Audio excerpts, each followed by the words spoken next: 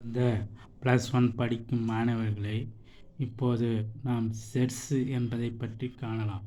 Sets என்பது கணங்கள் என்று தமிழில் குறிப்போம். A collection of well-defined objects, நன்கு வரையறுத்த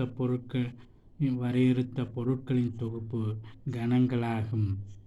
அதாவது கருத்து வேறுபாடு இல்லாமல் அனைவரும் ஈர்க்கக்கூடிய ஒன்று கணங்கள் அல்லது செட்ஸ் என்போம். எடுத்துக்காட்டாக, a collection of all yellow flower. Yellow என்ற கலரானது அனைவரும் ஏற்கத்தக்கது. ஆகவே வெல் டிஃபைன்ட் என்று இதை கருதலாம்.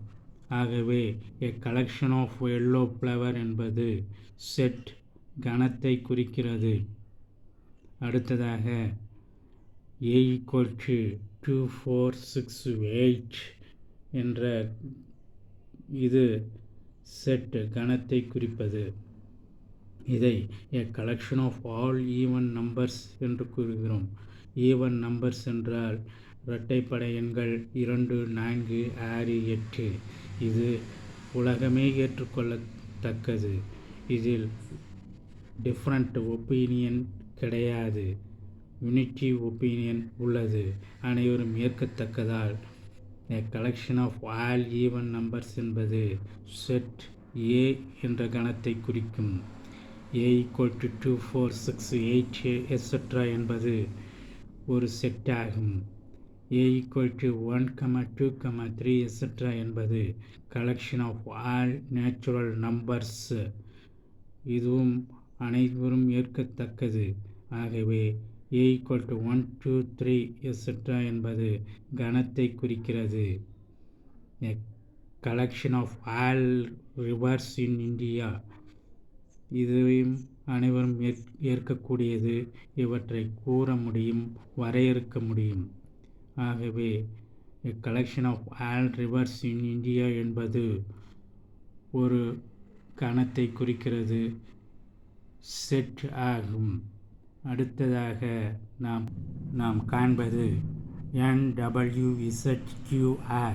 N என்பது நேச்சுரல் நம்பர், W என்பது ஹோல் நம்பர், Z என்பது இண்டிவிஜுவல்ஸ், Q என்பது ரேஷனல், Q' என்பது இர்ரேஷனல் நம்பர்ஸ், R என்பது ரியல் நம்பர்ஸ் குறிக்கும். இவற்றை கணங்களில் A = 0, 1, 2 etc. இதை a collection of all whole numbers என்கிறோம். இதுவும் யூனிட்டி ஒப்பீனியன், அனைவரும் ஏற்கத்தக்கது. A = 0, 1, 2 etc. என்பது ஒரு செட்டாகும், கணத்தை குறிக்கும்.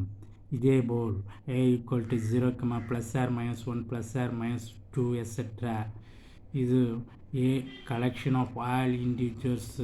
இதுவும் செட்டை குறிக்கும். A = 1/2, 2/3 etc. a collection of all rational numbers. இதுவும் அனைவரும் ஏற்கத்தக்கது. ஆகவே இதுவும் செட் கணத்தை குறிக்கிறது. A = √3, √2, √1 etc. இது a collection of all irrational numbers. விகிதமுறா எண்களின் கணத்தை குறிக்கிறது. எனவே A =